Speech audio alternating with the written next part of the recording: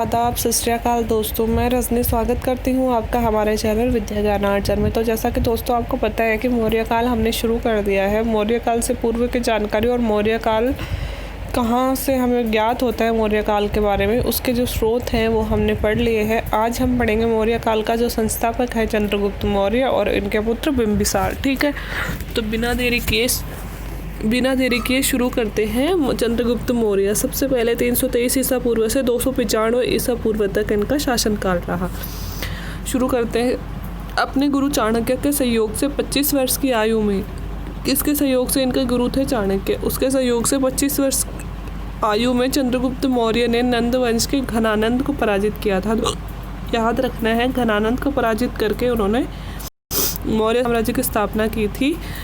ठीक है, ब्राह्मण साहित्य में चंद्रगुप्त मौर्य को शूद्र बताया गया है। जो ब्राह्मण है उन्होंने चंद्रगुप्त मौर्य को शूद्र कहा है। बौद्ध और जैन ग्रंथों में इन्हें क्षत्रिय बताया गया है एवं विशाखदत्त के मुद्रा राक्षस में इन्हें वृषल कुल मतलब निम्न कुल का बताया गया है। कई बार ये क्वेश्चन आ जाता है कि कौन से ग्रंथों में चंद्रगुप्त मौर्य की जाति कौन सी बताई गई है, तो ये भी अपने आप में इम्पोर्टेंट हो जाता है। जो ब्राह्मण ग्रंथ है, ब्राह्मण साहित्य है, उसमें चंद्रगुप्त मौर्य को शूद्र और ब्राह्मण और बौद्ध और जैन ग्रंथों में क्षत्रिय, और विशाखदत्त का जो मुद्रा राक्षस ग्रंथ है उसमें भी इन्हें वृष कुल का मतलब निम्न कुल का बताया गया है। 305 ईस्वी में चंद्रगुप्त मौर्य का तत्कालीन यूनानी जो शासक था सेल्यूकस निकेटर से युद्ध हुआ था। 305 ईस्वी में दोस्तों युद्ध हुआ था। 323 में शासनकाल में बैठे थे और 305 में युद्ध हुआ था। किससे? सेल्यूकस निकेटर से। सेल्यूकस कहाँ के राजा थे?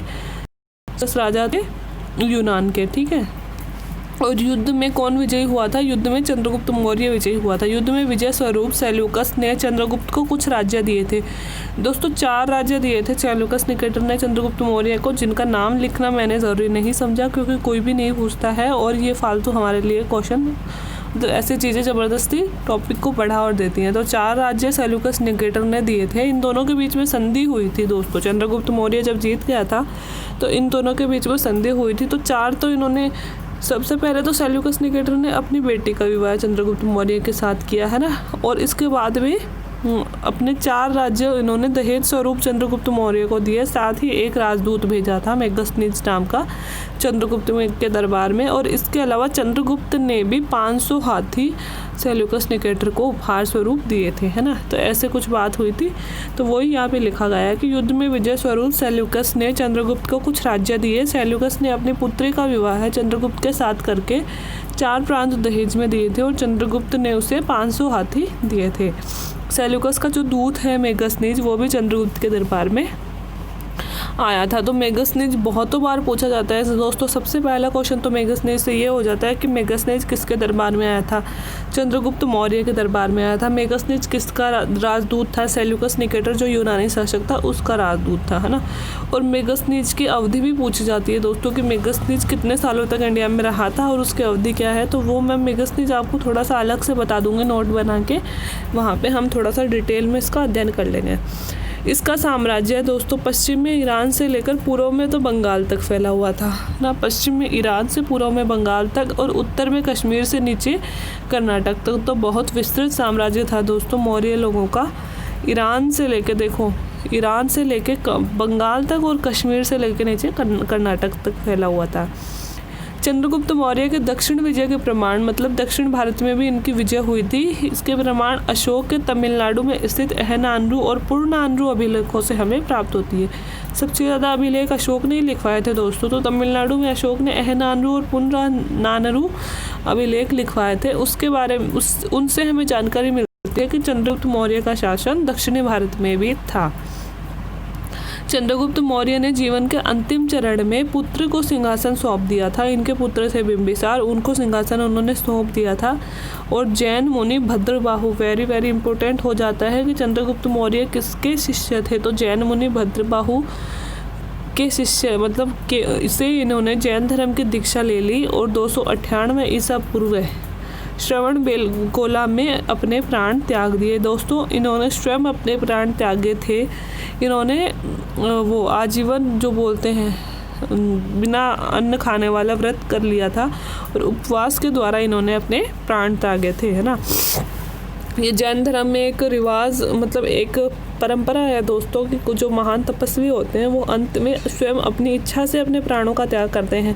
तो वही चंद्रगुप्त मौर्य ने किया था। भद्रबाहु से इन्होंने दीक्षा ले ली थी अंतिम समय में, और फिर उपवास की पद्धति द्वारा तमिलनाडु में श्रवण बेलगोला नामक स्थान है, वहाँ पे क्या किया था, इन्होंने प्राण त्याग दिए थे। इसके बाद में आएंगे बिंदुसार। ये जो जितने भी बातें यहाँ पे मौर्य चंद्रगुप्त मौर्य से रिलेटेड लिखी गई है वेरी वेरी इंपॉर्टेंट है दोस्तों। एक भी लाइन आपको छोड़नी नहीं है, सारी लाइन टू लाइन आपके मुख पे याद होनी चाहिए।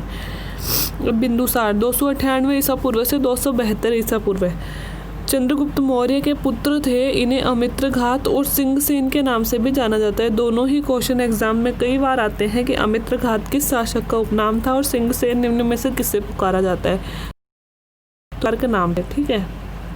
बिंदुसार के दरबार में सीरिया के शासक एंटीयोकस ने तो डाइमेकस, सीरिया का शासक था दोस्तों एंटीयोकस, उसका राजदूत आया था डाइमेकस। ठीक है। और मिस्र के टोलमी फिलोडेल्फस, इसका पूरा नाम है टोलमी फिलोडेल्फस, का जो राजदूत आया था उसका नाम था डायनेसियस। तो ये दो बाहरी राजदूत बिंदुसार के शासनकाल में आए थे। सीरिया का तो एंटीयोकस और इसका नाम राजदूत का नाम है डाइमेकस। ठीक है। और मिस्र का है टोलमी फिलोडेल्फस और इसका राजदूत का नाम है डायनोसियस। ठीक है। तो ये दो राजदूत बिंदुसार के दरबार में आए थे। बिंदुसार ने सीरिया के एंटीयोकस से, तो ये सीरिया के जो एंटीयोकस राजदूत आए थे दोस्तों, एंटीयोकस शासक थे, इसके जो डाइमेकस नामक राजदूत आए थे, इन्होंने इसके माध्यम से पत्र व्यवहार किया था एंटीयोकस के साथ में, और उन्होंने 3 चीज़ें मांगी थी वहाँ के शासक से, एंटीयोकस से, है ना। जिसमें से एंटीयोकस ने 2 तो दे दी थी और एक चीज़ के लिए मना कर दिया था, है ना। तो वो 3 चीज़ें कौन सी हैं? मीठी मदिरा, सूखी अंजीर और दार्शनिकों की मांग की थी कि आप हमारे दरबार में मीठी मदिरा भेजिए, सूखे अंजीर और दार्शनिक भेजिए। तो इन्होंने दार्शनिक देने से मना कर दिया था। एंटीयोकस ने दोस्तों 2 चीज़ें तो इनको दे दी थी, है ना, लेकिन इन्होंने कहा था कि ये हमारी परंपरा में नहीं है कि हम अपने दार्शनिकों का व्यापार करें, तो दार्शनिक भेजने से इन्होंने मना कर दिया था। तो यह व्यापार, यह बात भी बहुतों बार पूछी जाती है, इसलिए मैंने यहाँ पे लिखी है। बिंदुसार के समय में तक्षशिला में हुए दंगों को दबाने के लिए प्रथम बार अशोक और दूसरी बार सुसीम को भेजा गया था। दोनों ही इनके पुत्र हैं दोस्तों, अशोक और सुसीम। तो पहली बार भेजा गया अशोक को, दूसरी बार भेजा गया सुसीम को। और बिंदुसार स्वयं आजीवक संप्रदाय के अनुयायी थे। जैसे कि चंद्रगुप्त मौर्य कौन से धर्म के थे, उन्होंने लास्ट में कौन सा जैन धर्म अपना लिया था, और ये कौन से धर्म के थे दोस्तों? आजीवक संप्रदाय के अनुयायी थे। बहुतों बार पूछा जाता है कि बिंदुसार निम्न में से कौन से संप्रदाय के अनुयायी थे, तो आजीवक संप्रदाय के अनुयायी थे।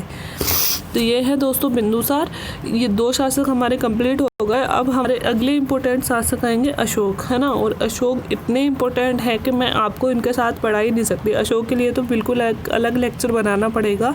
हमारी हिस्ट्री, हमारे कॉमन सेंस और हमारे व्यवहारिक ज्ञान, तीनों चीज़ों के लिए अशोक बहुत इंपॉर्टेंट हो जाता है। अगले वीडियो में हम पढ़ेंगे अशोक को। तो अगर वीडियो अच्छा लगा तो प्लीज़ लाइक करें, शेयर करें एंड सब्सक्राइब करें चैनल को। Thank you very much.